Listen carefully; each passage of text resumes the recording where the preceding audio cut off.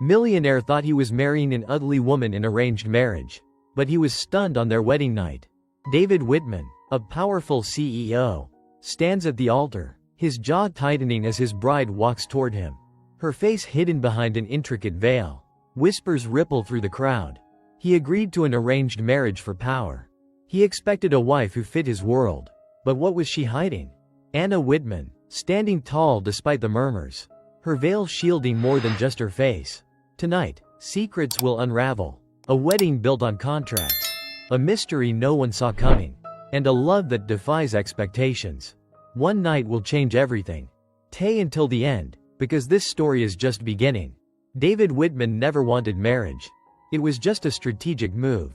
His bride, Anna, was chosen for him, but when she walked down the aisle with her face concealed, curiosity turned to frustration. What was she hiding? A secret? A deception? Or something far more dangerous? Something that could make him feel? As days turned to weeks, Anna's quiet strength and unwavering confidence challenge everything David believed about love. He isn't begging for his approval. She isn't playing by his rules. And the more he fights it, the more he's drawn to the woman behind the veil. But when the truth is finally revealed, David will have to decide, was he always blind? Or did he simply refuse to see? Because love isn't always what it seems. And sometimes, the greatest mysteries are the ones worth uncovering. Hello everyone, I'm the narrator. Today, I bring you a millionaire love story. A love that rises above all challenges. Where hearts find each other in a world of luxury. True wealth isn't just money. It's love that lasts. Do you believe in destined love? If so, like, share, comment, and subscribe to Millionaire Love Stories for more heart-touching stories. Now, let's step into this story together. Love lies beneath the veil. Anna Whitman stepped carefully down the grand corridor. The soft rustling of her silk gown the only sound accompanying her. The veil she wore was thick, obscuring her face completely, save for a hint of her lips and the shadows of her eyes. It glittered faintly under the golden light of the chandeliers. Yet it was more than just a fashion statement, it was a declaration. Her steps were slow, deliberate, and unbothered by the whispers trailing her every move. After all, this was her wedding day. The lavish hall she passed through had become quieter as guests, one by one, fell into an awkward silence. She knew what they were thinking, knew the questions that would arise before the night was over. The Whitman name was whispered with curiosity and respect in certain circles. Her family was wealthy, her upbringing elegant, but today, the audience was less interested in her pedigree and more focused on the question of what lay behind that mysterious veil. David Whitman, her groom and a man known for his sharp wit and sharper business instincts, had envisioned a wife who would complement his standing, a stunning beauty who would only amplify his already sterling reputation. As Anna entered the main hall where their ceremony was to begin, David's expression revealed the faintest crack in his polished composure. He didn't understand what she was doing. He had only agreed to this marriage to solidify a powerful union between two influential families. Yet here she was, draped in what might as well have been a wall between them. Why is she hiding? His thoughts churned. Though outwardly he maintained a tight-lipped smile. Does she think this is clever? Or worse, is she hiding something from me? For the gathered crowd, the display was equal parts dramatic and perplexing. From the moment Anna entered the room, the whispers began, as predictable as the hum of the orchestra. Why cover her face entirely? Is she? You don't think she's? I heard she's avoiding scrutiny. Perhaps there's something wrong. Anna's steps didn't falter. She had prepared herself for this. Years of being scrutinized for what she did or didn't look like had built up a quiet, steady resolve. Her veil wasn't a disguise, it was her shield. She wanted something more than appearances. Her heart demanded to know whether David was capable of seeing beyond the surface, of discovering the woman she truly was without the distraction of her features. This was no test of beauty, it was a test of character. At the altar, David shifted his weight, glancing down at the floor for a brief moment before meeting Anna's veiled gaze. Behind the polished facade, frustration simmered. He had built his fortune on being prepared, on understanding his environment and controlling the narrative. Now, standing here next to a woman whose intentions he couldn't read, he felt blindsided. The vows came and went. When they joined hands, David noted how steady hers were, as if she held no doubts about this union. His own grip tightened slightly.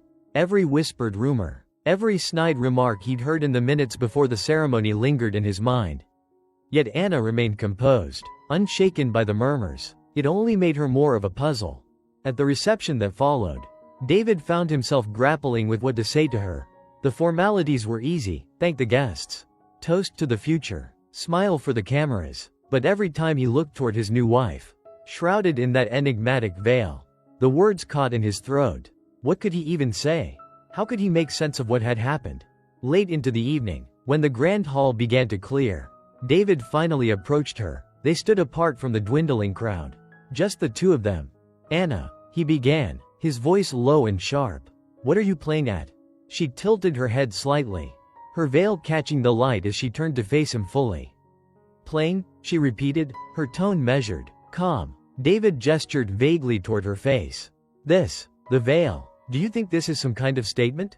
Some joke? People are talking. They're already questioning us. Questioning me." Anna's response was quiet, deliberate. "I'm not playing at anything.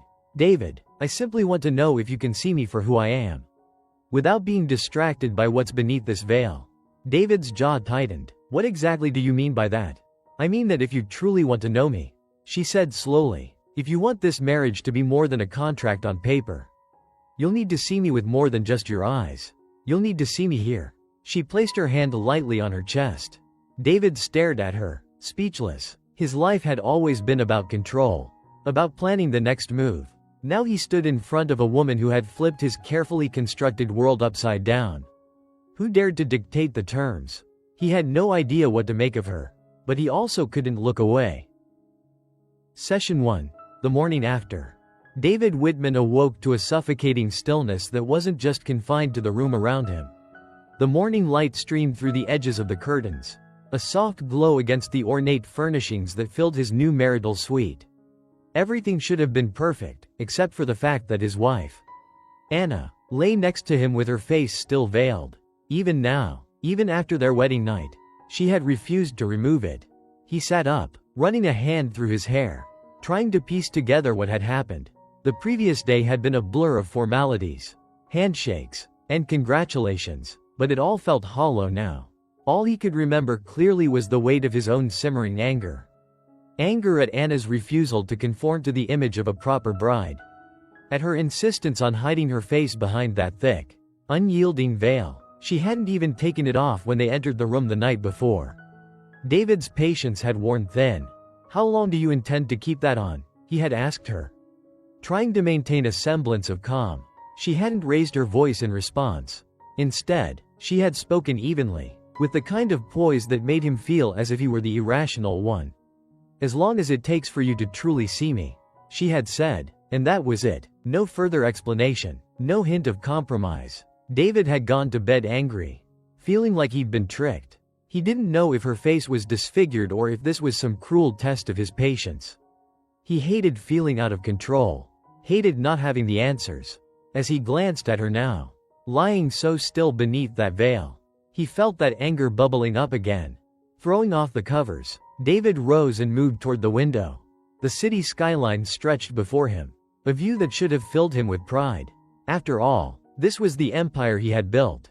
Every deal, every calculated risk had led him here. He had everything he'd ever wanted: wealth, power, prestige. But now, standing in the middle of his own life, he felt more like a stranger than ever. He had thought that marrying Anna, solidifying the bond between their influential families, would be the next logical step. Instead, it felt like a misstep he couldn't quite understand. He turned back toward the bed, his frustration boiling over. "What's the point of this charade?" he demanded. "You've made your statement. You've proven whatever it is you're trying to prove. Now, enough. Take it off." Anna stirred slightly, her hands smoothing the fabric of the veil as she sat up. Her voice was calm, almost gentle. "David, I told you, my face isn't the point. If all you care about is what I look like, then you're missing who I really am. I don't need a philosophical debate. Anna, I need a wife who's honest with me." Her tone didn't waver. "And I need a husband who doesn't judge me by appearances." David threw up his hands, pacing the room. "This isn't how normal people behave. You're making a mockery of this marriage, of me. Do you understand how this looks? The whispers have already started. I've heard the servants gossiping. What's she hiding, they say. Is she disfigured? Is she trying to humiliate him? You think this is noble? Some test of my character? It's making me look like a fool. Anna's voice remained steady, though there was an edge of sadness now. If you feel like a fool, David, it's because you're more concerned about what others think than about understanding the person you married. Understand you? How am I supposed to understand you when you won't let me see you? You'll see me when you stop looking with only your eyes. Her words infuriated him, not because they were loud or confrontational, but because they seemed so self-assured, so unshakable. He wanted to argue, to shout, to force her to reveal whatever secret she was hiding, but something in her tone made him pause. For a brief moment, he saw a flicker of vulnerability, a glimmer of pain that she was trying so hard to conceal. David sighed heavily, rubbing his temples. I don't understand you, Anna. I don't understand what you're trying to do here. She stood now, her movements graceful, the veil shimmering faintly in the morning light. I'm not trying to trick you, David. I'm giving you a chance to look past the surface, to see who I am before you decide what I mean to you. If that's too much to ask, then perhaps you need to rethink what you wanted from this marriage. Her words stung, but he didn't know how to respond. Instead, he simply stared at her, searching for something, some clue, some hint, hidden beneath that veil. But it was as if the very act of hiding her face made her more of a mystery.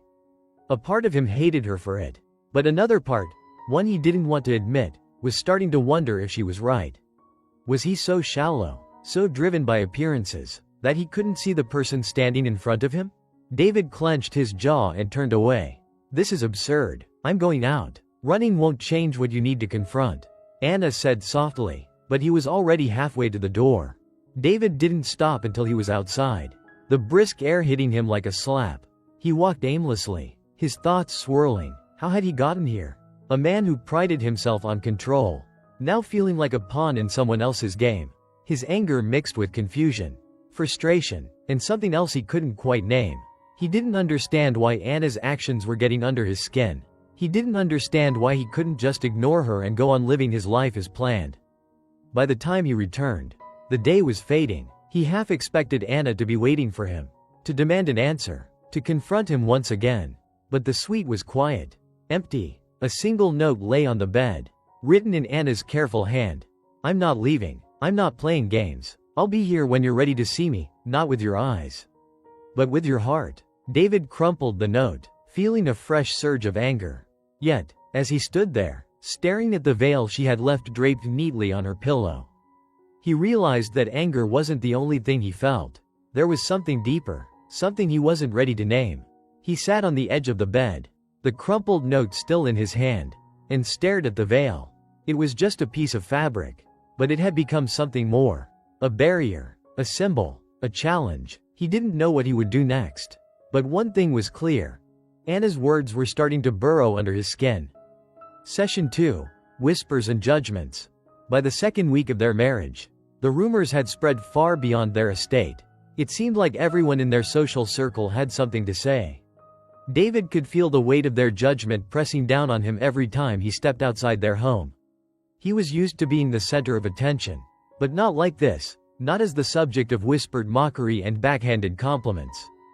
At first, the whispers had been confined to the staff, curious maids exchanging glances, footmen murmuring in the hallways. Have you ever seen her face? One would ask in hushed tones. What's she hiding under that veil? Another would reply. David overheard enough of these remarks to grow irritated, but he had brushed them off as the idle chatter of servants. It wasn't until he attended a business dinner that the gossip became impossible to ignore. The evening had started as many of these gatherings did, polished silverware clinking against china. The low hum of conversations, a few half-hearted laughs over mediocre jokes. David had been sitting near the head of the table, nursing a glass of scotch, when a man across from him leaned forward with a knowing smirk. So, David, the man drawled, how's married life treating you? I hear your wife's quite mysterious. A ripple of quiet laughter passed through the table. David's grip tightened on his glass, his jaw clenching at the insinuation. She's doing well, thank you, he said curtly, hoping to shut down the conversation. But the man didn't stop. Ah, doing well, you say? That's good. I must admit, I was curious. You see, I've yet to meet her face to face. He emphasized the last two words with a mock look of puzzlement. Such an unusual arrangement, don't you think? David's response came sharp and fast. My marriage is none of your concern. Perhaps you'd do well to focus on your own affairs rather than mine. The table went silent, save for the faint clinking of cutlery as one or two guests tried to act as if they hadn't been hanging on every word. The man shrugged, raising his hands in a show of innocence. No offense meant, my friend, just making conversation. David's gaze swept over the table, meeting the eyes of his colleagues and acquaintances. He could see it written on their faces, their curiosity, their amusement. They all wanted to know the truth. And every time they looked at him, they were silently asking the same question. Why is your wife hiding? Later that evening, when David returned home, his frustration boiled over. He found Anna sitting by the fire in their private sitting room, a book in her lap. She looked calm, as if the rumors swirling outside these walls couldn't touch her. The veil remained firmly in place, a barrier that seemed to mock him. Do you have any idea what people are saying about us? He demanded, his voice louder than he intended. They think I've married some sort of recluse who's ashamed to show her face. They're laughing at me, Anna, at us. Anna closed her book slowly, setting it aside before she turned her head in his direction. And why does that bother you so much? David? Why? Are you serious? He gestured wildly, pacing the room. Because I'm a public figure. Because people's opinions matter. Because you care more about what they think than what I think. Her voice was steady, but there was a note of something deeper beneath it, a quiet challenge that stopped David in his tracks. That's not fair, he shot back, though he wasn't entirely sure why. This whole situation is absurd. You could put an end to it in a second. Just take off the veil. And what would that solve? Anna asked. Would it change who I am? Would it make you see me any differently? It would stop the whispers, he said, his voice rising. It would make people stop looking at me like I'm some kind of fool. Anna stood, her movements deliberate and graceful. David, the people who whisper about us don't know us. They don't know me, and if all it takes is a piece of fabric to make them question everything about us, then perhaps their opinions aren't worth so much after all. David stared at her, his frustration warring with something else, something he didn't want to name. He wanted to argue, to demand that she do what he asked. But her words lingered in the air, challenging him in a way he wasn't used to. Why do you care so much about what they think? Anna asked again, her tone gentler this time. Why does their judgment carry more weight than mine? David didn't have an answer. Or maybe he did, but he wasn't ready to admit it. Instead, he muttered something about needing air and left the room, the sound of the fire crackling softly in his wake. In the days that followed, the whispers only grew louder. Invitations to parties came less frequently. Business associates greeted him with tight smiles and veiled comments. And through it all, Anna remained calm, unbothered by the growing tide of gossip. David, on the other hand, felt like he was drowning in it. He didn't understand her. How could she stand there so composed, so indifferent to the storm swirling around them? He had thought this marriage would be straightforward, an advantageous union between two powerful families. Instead, it felt like he had stepped into a puzzle he couldn't solve. The more he tried to push her, the more she held her ground. And yet, despite his frustration, he found himself watching her more closely. He noticed the way she carried herself with quiet dignity, the way she spoke to the staff with genuine kindness. He began to see that she wasn't just hiding behind the veil. She was choosing not to let others define her. But why? What was she trying to prove? And why was it starting to bother him less and intrigue him more? David didn't have the answers. But he knew one thing. The whispers weren't going away. Not yet. Not until he figured out what this strange marriage was really about, and what kind of woman his veiled wife truly was. Session 3. Unexpected Revelations. David's frustration had reached a boiling point. The whispers and rumors about Anna hadn't subsided. If anything, they'd grown louder. Even people he considered friends, business associates, and old family connections had begun to pull away. Invitations to dinners and social functions had become noticeably fewer. And when he did attend, the sly comments or knowing glances were impossible to ignore. By now, David had perfected his public face, a carefully crafted mask of indifference. He would laugh off the insinuations, redirect conversations, and feign amusement at the more brazen remarks. But inside, each snide comment was like a splinter beneath his skin, a constant reminder that his once unblemished reputation was now a subject of ridicule. The most infuriating part was Anna's composure. She remained entirely unbothered by the judgmental stares and quiet gossip. When he confronted her, demanding she do something about the situation, she'd only respond with that same calm defiance. "What is it you'd like me to do, David? I've already done more than you realize." Her cryptic replies only fueled his frustration. And yet, something about her attitude began to chip away at his certainty. She wasn't what he'd expected. David had entered this marriage believing he'd be the one in control. His wealth, his status, he thought these were the things that mattered. But Anna never seemed impressed by his money, never seemed intimidated by his reputation. She carried herself with a quiet strength, a sense of inner confidence that left him both intrigued and unsettled. One evening, after a particularly tense dinner party, David returned home early. Anna was in the library, seated in a high-backed chair with a cup of tea, her ever-present veil in place. The room was quiet except for the crackling fire. He stood in the doorway, watching her for a moment, until she turned her head slightly, acknowledging his presence. "Another exhausting evening, I imagine," she said without looking up from her book. "You might say that," he replied tersely, stepping into the room. "You might also say it would have been less exhausting if I didn't have to spend the entire time fending off questions about why my wife refuses to show her face." Anna calmly placed a bookmark between the pages and set the book on the side table. "And did you handle these questions with your usual grace and charm?" she asked. Her tone even, but with just enough edge to make David bristle. "Do you think this is a game, Anna?" His voice rose. "Do you even care what people are saying about us? About you?" "People will always talk," she replied. "It's what they do best. And if they're talking about me, it means they have nothing more interesting in their own lives. Why should I be concerned? Because it's ruining my reputation." David shot back. "They think I've married some disfigured woman who's too ashamed to show herself. Do you know what that's doing to my standing in the business world? The people I rely on are starting to doubt me. They're questioning my judgment, my credibility." Anna stood slowly, her posture as poised and regal as ever. "And your solution is what, David? That I unveil myself to the world to satisfy their shallow curiosity? Will that make them respect you more? Or will they simply find something else to gossip about? If you think that's the answer, then you understand them far less than you think." David felt the words like a slap. She had a way of cutting through his bluster, of forcing him to confront uncomfortable truths. And yet, he couldn't just let it go.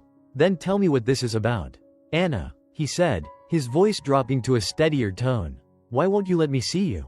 If it's not about their gossip, then what is it?" She turned to face him fully, the soft light from the fire illuminating the outline of her figure, her veil catching the glow like a faint halo. "You're not ready," she said simply. David frowned. "Not ready? For what?" "To see me," Anna replied. "To see who I really am." "I don't even know what that means," David said, exasperation creeping back into his voice. "What do you expect me to do? How am I supposed to understand you if you keep everything a mystery?" Anna stepped closer, her movements unhurried, her gaze steady beneath the veil. "That's exactly the point, David. You don't understand me. You've never tried to. To you, I've always been a problem to solve, an obstacle to overcome. But I'm not an equation. I'm not a business deal you can negotiate your way through. If you want to know who I am, you have to stop looking at me as something to fix." David stared at her, his frustration warring with something else, something he wasn't ready to admit. He had spent weeks focusing on how her refusal to unveil herself reflected on him, on how it impacted his life and his reputation. He'd never once considered how it affected her. The realization hit him like a cold wind, and for a moment, he felt completely unmoored. "I don't know how to do that," he said quietly. Anna tilted her head slightly, as if weighing his words. "Then perhaps it's time you learned." With that, she turned and left the room, leaving David alone by the fire, his thoughts churning. He didn't understand her, but for the first time, he felt a flicker of something different. Curiosity? Respect? He wasn't sure. All he knew was that Anna Whitman was not the woman he'd imagined on their wedding day. She was far more complex, far more intriguing, and far more formidable, and he couldn't decide if that frightened him or fascinated him. Perhaps it was both. Session 4. Subtle Shifts. The days passed quietly, but David found his thoughts increasingly occupied by Anna. In the beginning, he had been consumed by the mystery of her appearance, by the way she seemed to defy his expectations and remain completely unmoved by his demands. But now, something deeper was stirring within him, a nagging curiosity not just about her face, but about the woman behind the veil. For all his frustration and bitterness, David couldn't deny that Anna had a presence. She moved through the house with a calm confidence, her posture regal, her voice measured and calm even when he lashed out. She never raised her voice, never retaliated with cruelty. Instead, she met his anger with quiet strength, leaving him feeling small and petulant in comparison. When he wasn't away on business, David began to watch her from a distance. He told himself he was just trying to figure her out, but in truth, he was drawn to the way she carried herself. He noticed the way she treated the staff, how she remembered their names, asked after their families, and always thanked them for their work. They seemed to respond to her in a way he never could have predicted, offering warm smiles and respectful nods in return. It was clear that they liked her. More than that, they respected her, and David couldn't help but feel a twinge of envy. At night, he often found himself sitting in the library, pretending to read while she quietly worked on something at the desk. She wrote letters, reviewed documents, and occasionally asked for a book from the shelves. She didn't seem to mind his presence, even when they sat in complete silence. For the first time in years, David found a strange sense of comfort in the stillness. It was unsettling how natural it felt. One evening, he came home earlier than usual and found Anna in the garden. She was tending to a patch of flowers, her veil fluttering slightly in the breeze. He stood at the edge of the garden, watching her as she knelt in the dirt, her hands carefully arranging the delicate blooms. The sight struck him as unexpectedly peaceful. The city's constant noise and chaos seemed far away, and all he could hear was the faint rustle of leaves and the occasional chirp of a bird. "What are you doing out here?" he asked, stepping closer. Anna looked up, her face hidden but her voice warm. "It's good for the soul," she said simply. "Sometimes we all need something to nurture." David frowned. He had never been one to see the appeal in gardening, but there was something about the way she spoke that made him pause. He crouched down a few feet away, studying the patch of flowers she was working on. "You spend a lot of time out here," he said, more as an observation than a question. "I find it calming," she replied. "Plants don't judge. They don't care what you look like. They just need care, patience, and the right environment to grow." Her words hung in the air between them. David didn't know what to say, so he stayed quiet. He had never thought of Anna as someone who needed peace or solitude. He'd always seen her as a complication, an enigma he couldn't unravel. But now, he wondered if she felt as out of place in this world as he did.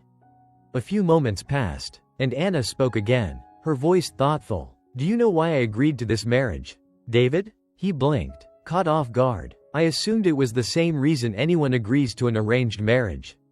Family obligations, financial stability, that sort of thing." She shook her head. "Those were factors, yes, but there was another reason."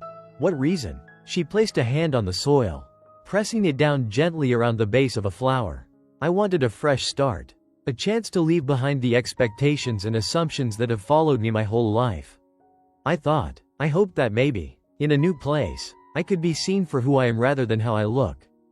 David stared at her, unsure how to respond. In all their arguments and tense exchanges, he had never considered her perspective. He had only seen her as a mystery, a challenge, and a source of frustration. Now, for the first time, he began to see her as a person, and it unsettled him. "Have you gotten what you hoped for?" he asked quietly. Anna tilted her head as if considering the question. "Not yet," she said, "but I'm not giving up hope." David stood, brushing the dirt from his hands. He felt a strange heaviness in his chest, as if her words had planted something within him. He didn't understand it, but he couldn't ignore it either. Without another word, he walked back into the house, leaving Anna to her flowers and the gentle rustle of the garden. That night, as he sat alone in the library, David found himself replaying their conversation over and over.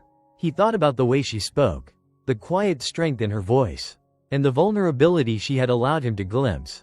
For the first time, he wondered if he had been wrong about her all along. Perhaps she wasn't hiding from him. Perhaps she was waiting for him to see her, truly see her, for who she was. David closed his book, the words on the page suddenly meaningless. The veil was still there, still hiding her face, but now, he realized, it wasn't the veil that mattered.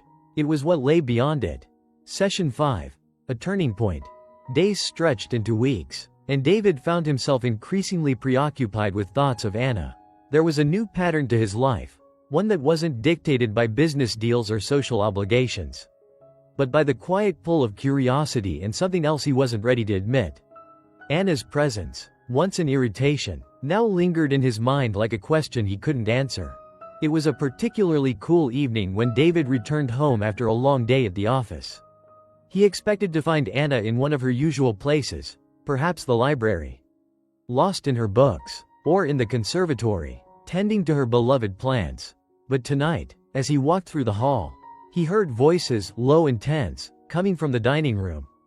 He stopped at the doorway, surprised to find Anna standing at the far end of the table. Across from her stood one of the staff members, a young maid who looked distraught, her hands clasped tightly in front of her. Anna's voice was calm, but there was an edge to it, firm, authoritative, yet still somehow comforting. "It wasn't your fault," Anna was saying. "Accidents happen. What matters is how we handle them afterward." The maid stammered, "But Mrs. Whitman, the vase, it was so expensive. And I'm not concerned about the vase."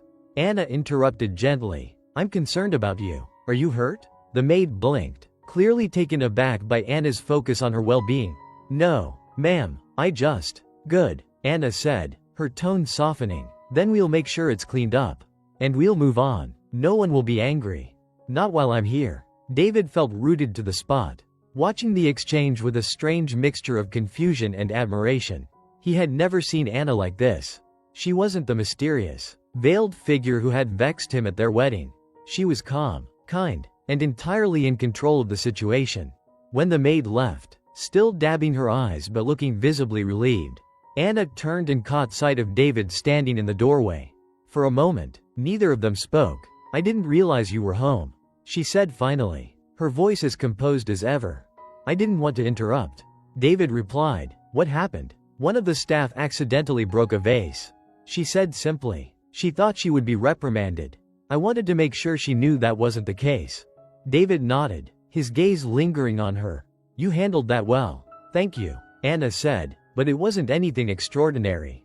David frowned. It was to her. Anna tilted her head slightly, as if assessing him. "Why are you really here, David?" Her question caught him off guard. He hesitated, unsure of what to say. "I live here, don't I?" "You do," she replied, "but lately, it feels like you're observing me rather than simply sharing a house." "Am I wrong?" David opened his mouth to protest, but the words didn't come. Because she was right. He had been watching her, closely, quietly, trying to understand something he hadn't been able to put into words. "Maybe I have been," he admitted finally. "You're not what I expected." Anna's posture softened slightly. "And what did you expect?" David rubbed the back of his neck, uncharacteristically unsure of himself. "I don't know. Something different. But the more I see, the more I realize I've been wrong about you."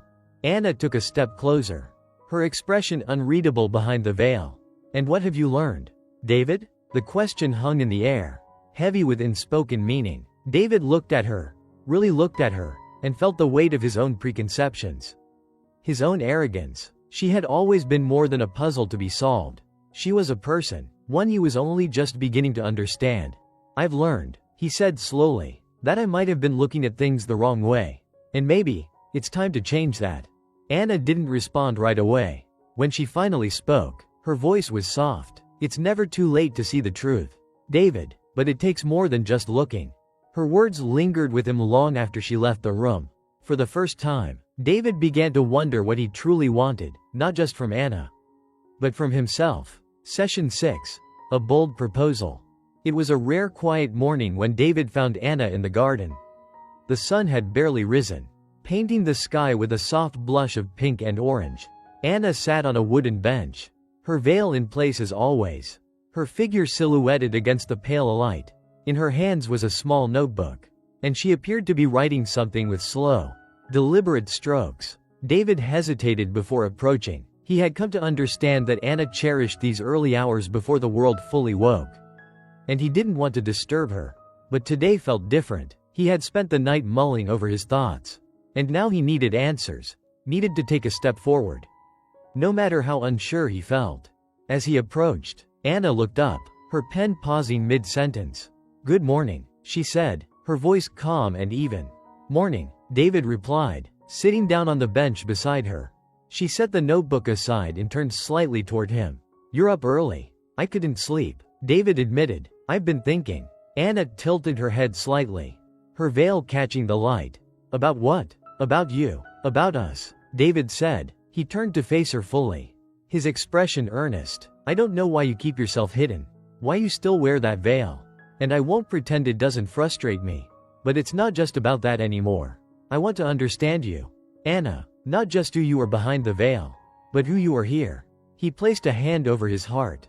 "In here." For a moment, Anna didn't respond. Her hands rested in her lap, her posture as still as a statue.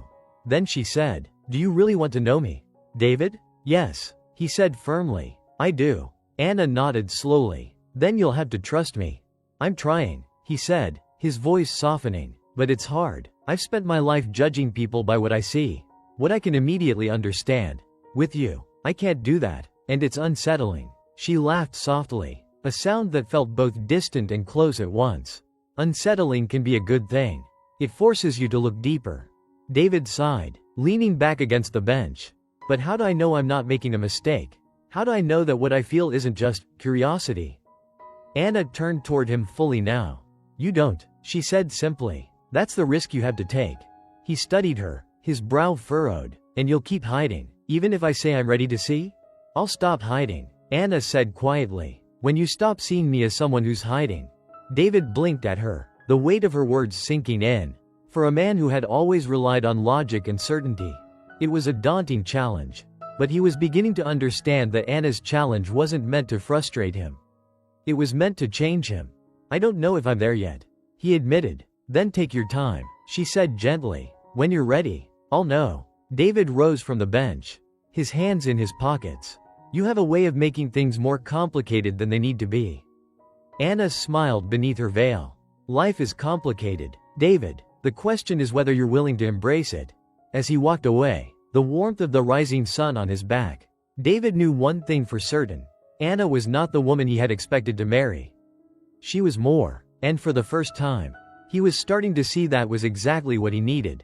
Session 7. A test of conviction. The days turned into weeks, and David found himself drawn to Anna in ways he never anticipated.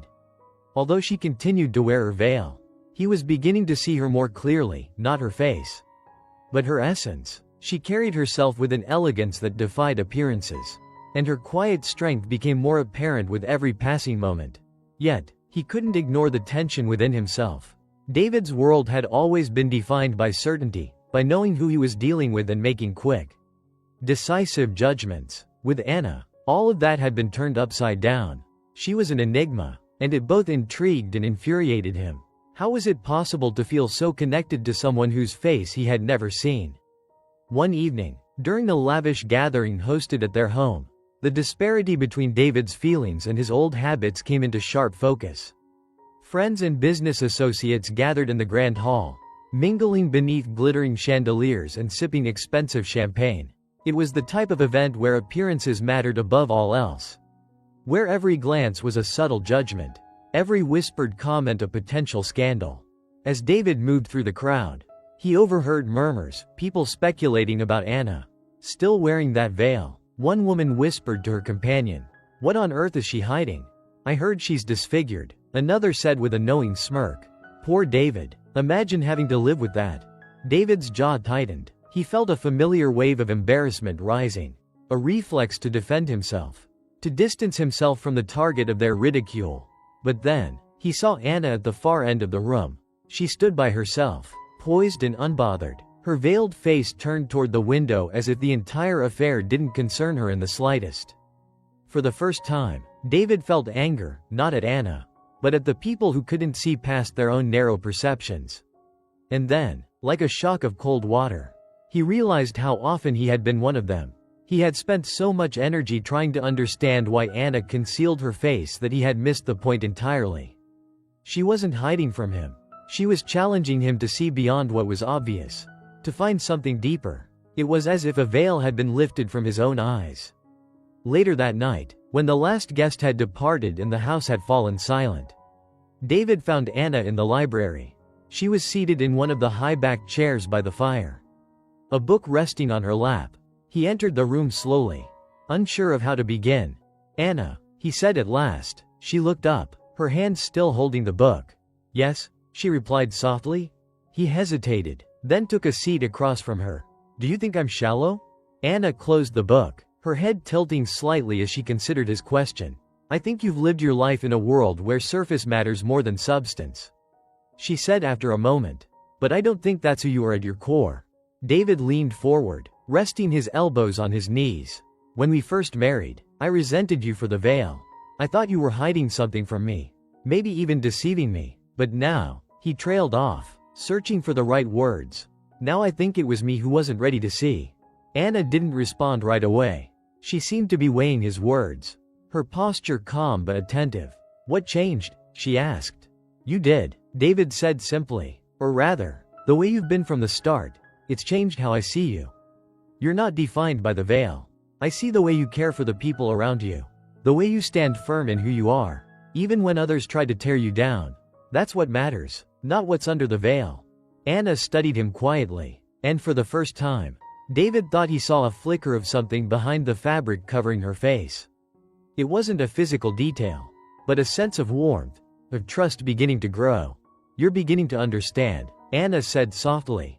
David nodded. "I don't know if I'll ever fully understand, but I'm trying. I want to know you, Anna, not just what you look like, but who you are. And I know now that I'll only find that by looking past what's visible." For the first time since their wedding, Anna reached out her hand. David hesitated for only a moment before taking it in his own. Her grip was steady, her skin warm, and the connection felt deeper than any visual could have conveyed. "We're both learning," Anna said, her voice gentle but firm. "And I think, in time, you'll see that what we have goes far beyond appearances." As they sat together by the fire, David realized that he had crossed a threshold. The journey ahead was still uncertain, but for the first time, he was ready to face it without needing to see it all clearly. He had started to trust that the true beauty of Anna, and of their relationship, lay in the unseen. Session 8. The Turning Point. The Whitman estate was alive with energy as staff bustled around to prepare for one of the most anticipated events of the season, the annual charity gala. It was a night when the wealthiest and most influential figures from their city gathered in one place, flaunting their fortunes under the guise of altruism. Yet, amidst the glittering jewels and flowing champagne, all eyes were on Anna Whitman. She entered the ballroom draped in a gown of deep emerald green that shimmered with every step. As always, her face was covered by a delicate, bejeweled veil that matched her dress, leaving the crowd to once again speculate on what lay beneath. But tonight, the whispers were louder, the curiosity more pointed. David, who stood near the grand staircase, watched her from afar. She moved with a grace that seemed to silence even her harshest critics. Though their stares lingered, he had always known she had an unusual strength about her, but tonight it seemed amplified. Her calm confidence made her stand out even among the crowd's most glamorous attendees. Still, he couldn't ignore the tension in the room. The way heads turned and conversations paused whenever she came near. The questions were relentless. "Is she disfigured?" someone murmured behind David. "I've heard she's hiding scars from an accident," another said. "I can't imagine what David was thinking when he married her," came a particularly cutting remark. David clenched his jaw. He had become used to the incessant comments. But tonight, they struck a nerve. He wasn't sure why. Maybe it was because he had started to see Anna differently, had begun to understand her depth in a way he hadn't before. Or maybe it was because, for the first time, he didn't care about what anyone else thought. By the time he made his way to Anna, the gala was in full swing. Music filled the air, and couples twirled around the dance floor. She was standing by the long banquet table, greeting a group of donors with that same quiet poise. When she noticed David approaching, her eyes met his, and even through the veil, he could feel her gaze. He had grown used to reading her expressions through the subtle tilt of her head or the inflection in her voice. She didn't need her face to communicate, her presence alone was enough. "David," she said softly as he joined her. "How are you enjoying the evening?" "Better now," he replied without hesitation. The words came easily, and he realized he meant them. "You've done an incredible job organizing everything." "As always." She tilted her head slightly, her version of a smile. "It was a group effort." David turned toward the crowd, taking in the sea of well-dressed guests. "Anna," he said after a pause, his voice quieter now, "I've been meaning to ask you something." She regarded him carefully. "Go on." "I've always wondered why you agreed to marry me," he said, "especially given the way things were in the beginning. You must have known how I felt, how I resented the arrangement, how I doubted you." He shook his head, as if still grappling with his own past behavior. "And yet, you stayed. You've never once faltered. Why?" Anna considered his question, her gloved hand resting lightly on the edge of the table. "I didn't agree to marry you because I thought it would be easy," she said slowly. "I agreed because I saw something in you that you hadn't yet seen in yourself. I believed you were capable of more, of deeper compassion, of greater understanding. I believed that given time, you might come to see the world differently." Her words sank in, and David felt a strange mixture of guilt and gratitude. He thought of all the times he had pushed her away, refused to try, dismissed her as nothing more than a mystery he didn't want to solve. And yet, here she was, patient and unyielding, waiting for him to meet her halfway. "You've done that for me," he said finally. "You've changed the way I see things, the way I see myself, and more importantly, the way I see you." Anna's voice softened. "And how do you see me now?" He turned to her fully, meeting her gaze. "I see someone who's stronger than I ever imagined. Someone who doesn't need my approval or anyone else's. Someone who leads with her heart and doesn't let the world's judgments define her. Someone I respect deeply." The space between them felt smaller now, as if the invisible walls David had built around himself were starting to crumble. He knew the night wasn't over, knew there were still more whispered judgments to face. But for the first time, he felt ready. Anna's calm conviction had steadied him, and he realized that he wasn't just standing beside her out of obligation or appearances, he wanted to be there. As the music swelled and the guests continued their dances, David offered Anna his hand. "Will you join me for a dance?" Her head tilted ever so slightly, and he could almost hear her smile. "You don't mind the stares?" "Let them stare," David said. "I'm not dancing with their idea of you. I'm dancing with the woman I admire." Anna placed her hand in his, and they stepped onto the dance floor.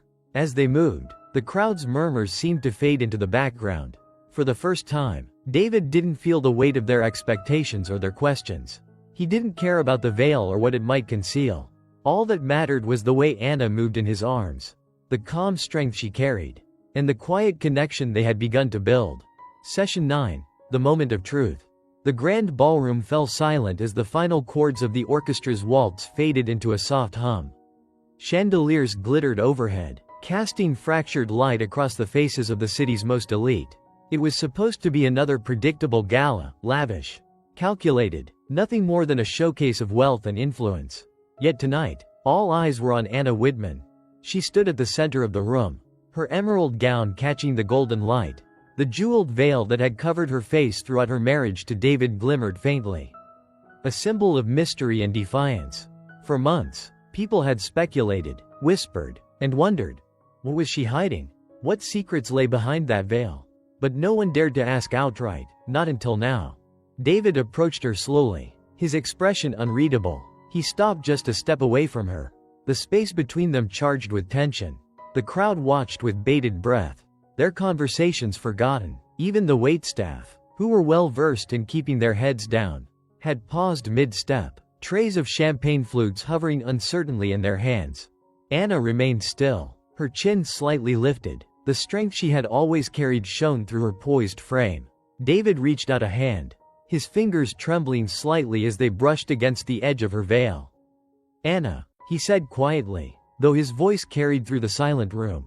"I think it's time." Her heart beat steadily in her chest, but not from fear. She had been waiting for this moment, not to reveal her face, but to see if David had finally looked beyond it, if he had finally seen her for who she truly was.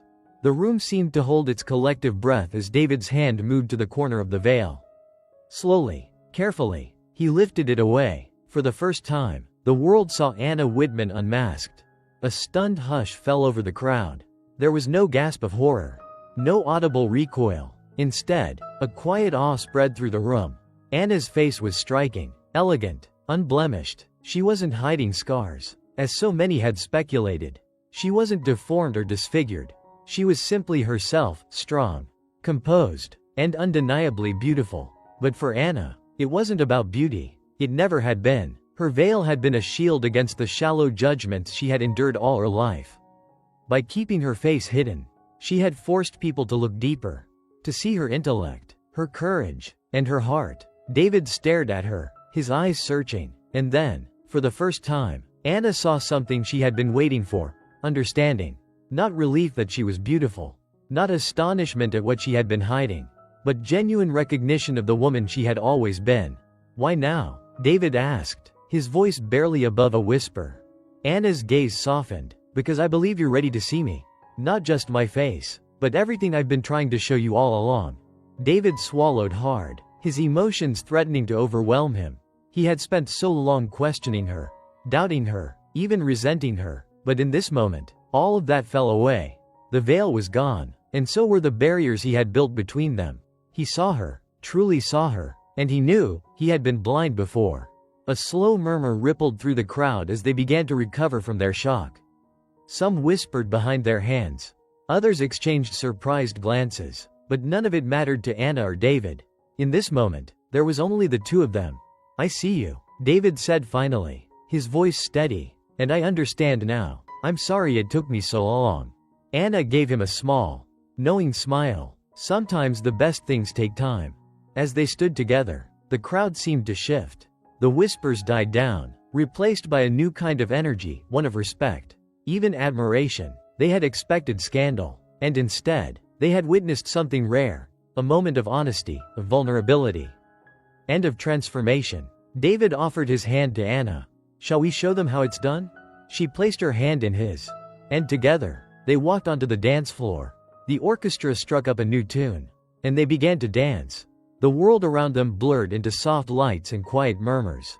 For the first time, Anna felt truly free, not because her face was uncovered, but because David had finally seen her as she was. And for the first time, David felt that he had truly found his partner, not just in marriage, but in life. Session 10. A love rekindled. The grand ballroom had been their turning point, but the journey wasn't over. After Anna revealed her face, after David admitted he had finally seen her, their relationship entered a new phase. It was no longer just a contract, no longer an arrangement for the sake of convenience or family legacy.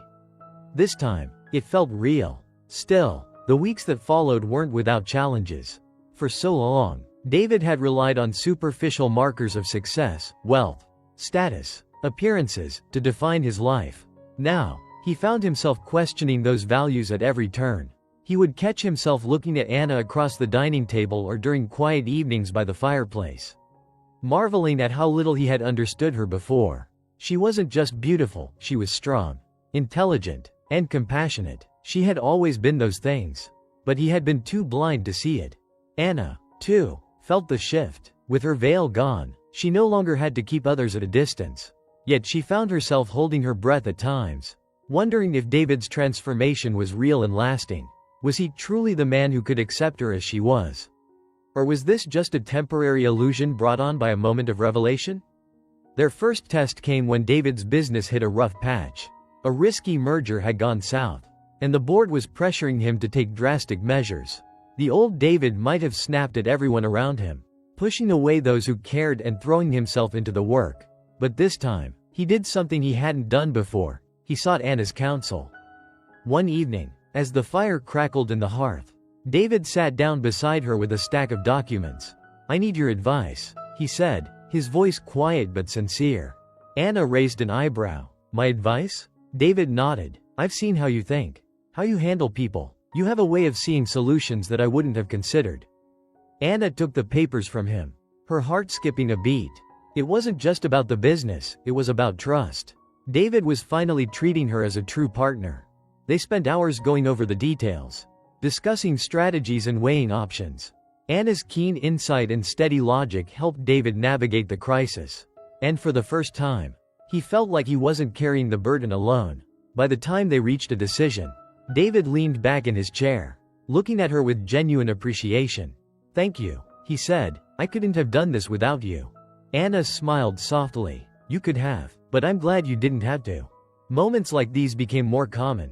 Slowly, David started to see Anna not just as a wife, but as someone who made him better. Someone who challenged him and supported him in equal measure. He began to realize that his love for her wasn't just about her beauty or her intelligence. It was about the way she made him feel whole.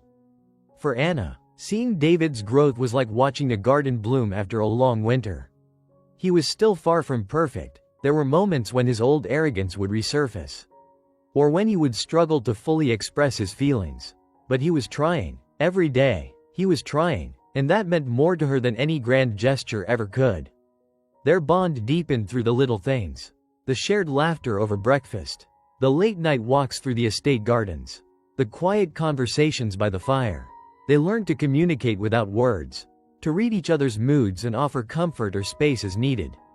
It was a slow, steady transformation, and neither of them rushed it. The final test came on their first wedding anniversary.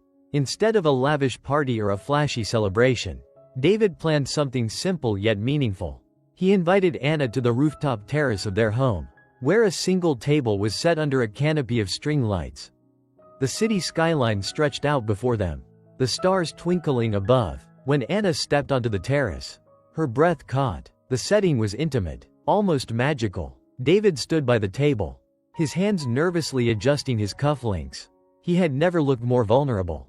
And in that vulnerability, Anna saw the man she had always hoped he could become.